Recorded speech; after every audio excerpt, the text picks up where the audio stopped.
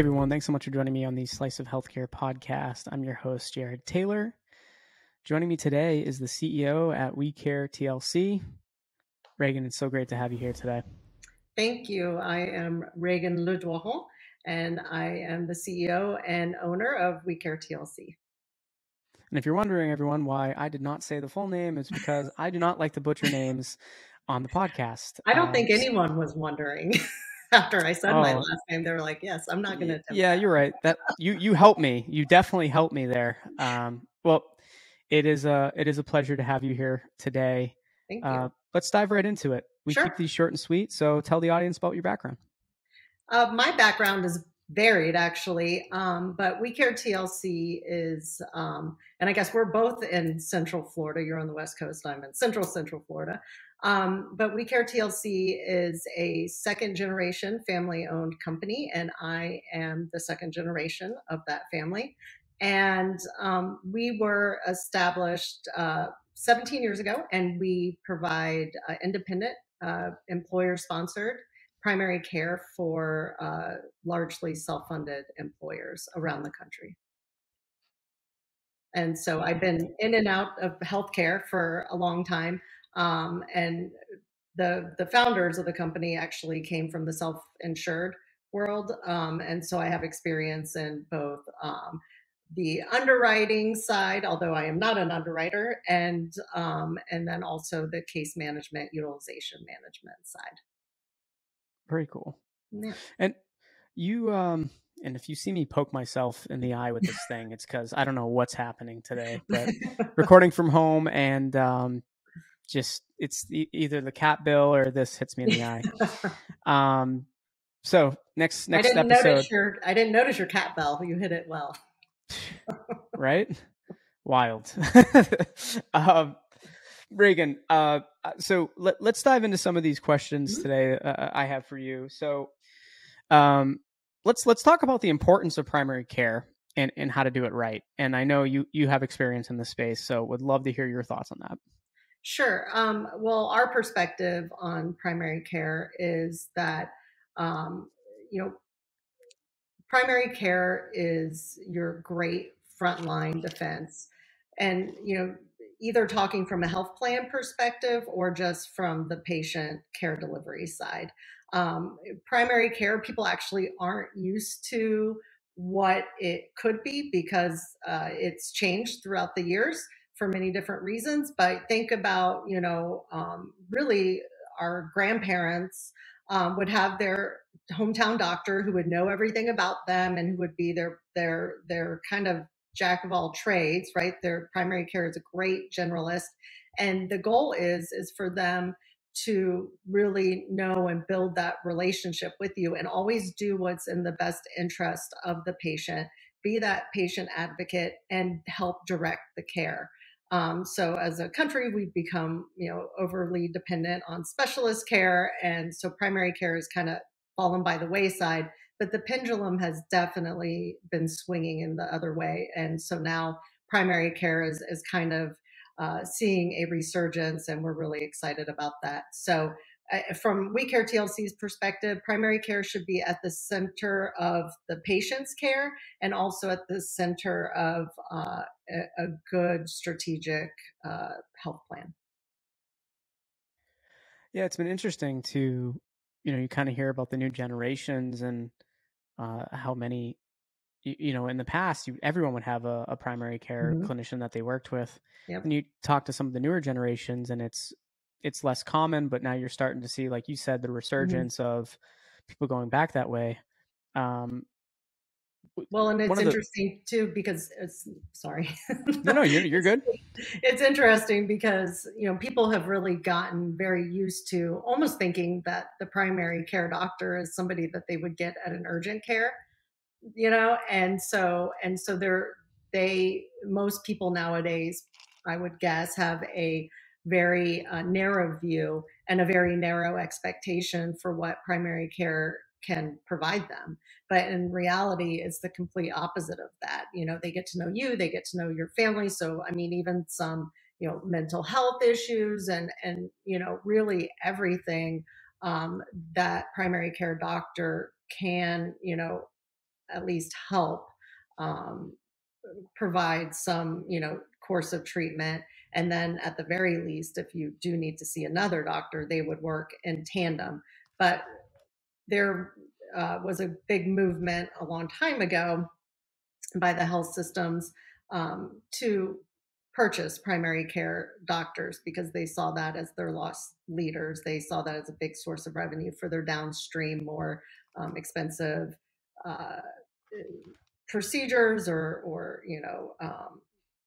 different imaging or whatnot.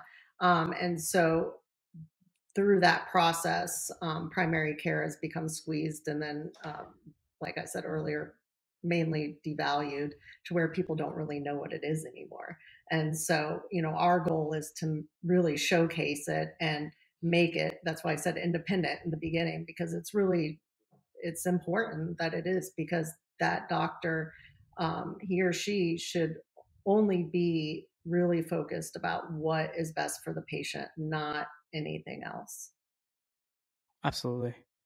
Um, I want to shift our focus a little bit, Raegan, to something that's been in the news quite a bit, pretty much every single day, especially in the healthcare world, and that's Amazon's acquisition of One Medical. Mhm. So let's talk about what this acquisition means for healthcare.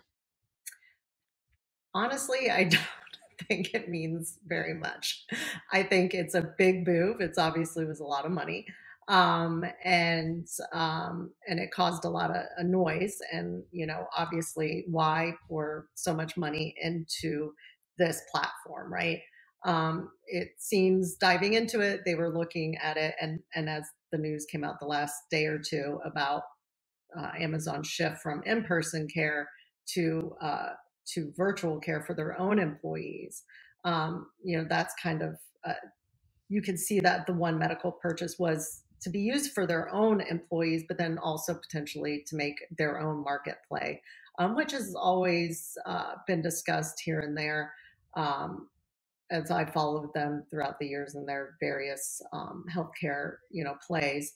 But to me, it's honestly, it's I don't think going to make ultimately a whole lot of meaningful change. I think it kind of goes along the same line as Google when they made their big play into healthcare, and they primarily pulled out. And so because this is tech companies, and I think you could say the same, even though they're not technically a tech company. Amazon, they've got the tech size budget to dump in and to acquire, and they see healthcare, as a lot of people do, as a great return on investment. But then they'll realize fairly quickly that they can't get the ROI that they're used to getting, because then they realize that healthcare is a totally different game, and if you don't know how it's played, then you're really not going to win at it because it's tightly controlled. Absolutely. Yeah, no, you're correct. Um, it'll be interesting to see how it plays out. Mm-hmm. It can go one of two ways, right? Um, Amazon's really great at a lot of things. Mm-hmm. Sometimes that correlates to the new projects that they start. Mm-hmm. Sometimes it goes the way of they had that Haven with Mm-hmm. Berkshire Hathaway, J.P. Morgan, right, where they Yep. shut it down. Yep. Um, the thing that you're going to get with Amazon, if something's working, they'll invest more into it and they'll go all Mm-hmm. in. If something's not working, you'll see they're willing to shut it down quickly Well, and and move on. that's the same thing I think as Google, and when you get into primary care, and again, you know, Amazon is not, their perspective on primary care is going to be profit driven, and really down to the inkling, so they know how. I mean, they created upheaval in the book industry, right? That's how they, and most people forget that, but that's kind of how they did it, by undercutting and underselling. But I that doesn't necessarily work in healthcare. And when you look at an ROI for especially primary care, it is a long-term game. You can have short-term wins, you can have medium-term wins. We look at that because we know our value is to deliver um, continued value for our clients. So we look at short, medium, and long term, but really the play for primary care is a long-term outcomes. And that's any kind of studies, the the study of um, everybody knows U.S. Pays the most of any country for healthcare, right? It's 19% of our GDP, but we have the worst outcomes, and the worst access to care and all the things. But when you look at what the top producing countries do, they have social infrastructure. They've got, but one of the four things they have in common is they invest in primary care because they know for the long term that is what it helps. That's the guiding light. And so, but to be able to do it appropriately, it has to be independent. You have to allow it the runway to have those long-term impacts, because you're talking about people's health. It's not like if you have a heart condition and you have diabetes, you're not going to be well tomorrow. You're not, and that's, as Americans, sometimes hard to accept that it's not going to happen tomorrow, but really it's the long-term play. So that's where, when you look at an ROI, from their perspective, it may not happen soon enough for them. And that's why the move, I think, to go to the virtual, because you can have great economies of scale. You could spread that labor cost over more people. So if you're widgetizing it, that's one way to do it. Yeah. Raegan, last kind of question I have for you is around something you and I were chatting about kind of before we dived into this episode. It's around like why an effective and independent primary care strategy should be central to your health plan. And I know you were pretty passionate about this topic, so I wanted to give you some time to dive into it before we wrap up here today. Did that come across? The passion, yes, it came across tenfold. Yeah, we are really passionate about primary care and about making people well at our company, and that's kind of soup to nuts. So it's exciting to be a part of, and really, when you're looking at, because we both live in Florida, right? So I think about how you situate primary care and the impact you can have as kind of like a hurricane. Where primary care is at the center, right? That's the eye. And it kind of helps, with all the other bands. So some of the bands that can create, more synergy around the storm are health plan optimization. It can help optimize your pharmacy benefit plans, your PBM.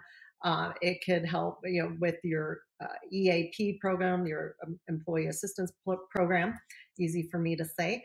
And all of the things, right? Because employers invest in lots of things. They're told, okay, you get this wellness program, you get this product, you get that. That's going to help.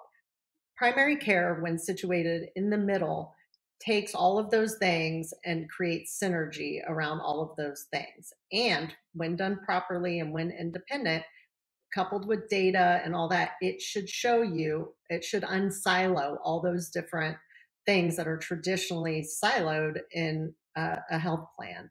And it should break down those walls and show you the impacts that primary care is having on all those things and how all of those things are working together. So that's to me the real value of primary care as central to your health plan strategy. Well, thank you so much, Raegan. But before we wrap up, what's next for WeCare TLC? Anything you care to tell us what's on the horizon? Well, as a second generation family owned company, we're the exciting thing for us right now is because with all the mergers and acquisitions in our industry, we are the last OG in the market, and we are fiercely independent, and we are really, our lane has been widened, and we're a mission driven company. And so now our mission has been able to kind of shine and be heard more, because in healthcare it can be hard to with all the noise, to be heard. So we're really leaning into what we do more and getting more and more laser focused. And so we're really working on our partnerships and that taking us to the next level and being able and really just continuing to break down any of the silos that are in healthcare and become just further reaching and of more value to our patients and our clients. So we're just getting better and continuing to grow. So and that's through partnerships with our clients and partnerships from our vendor partners and just those in the industry. The more people we can bring under our fold, then the better. Rising tides lifts all ships. So we're all Love about it. that. Love it. Well, thank you once again for joining me here on the Slice of Healthcare podcast. Look forward to staying in touch with you. I want one Absolutely. of those hats. That's what everyone says. Everyone says it. It's I wear this quite a bit. I tell people, you go to a conference, you wear a hat. Now, a lot of people now, because conferences are more relaxed. If you're a guy though. Yeah, but imagine, because think of how few of women are wearing a hat. True. You're really going to be, people are going to be like, it's like the biggest advertising you can do, right? It's like every time someone looks at you. Yeah. Anyway. No, you hit on something though. And don't be mad when you see me with the WeCare TLC. Hey, I will be clapping for you if I see that. Thank you. We could do a swap. Absolutely. Thank you so much. All right. Well, thank you for having me. Appreciate it.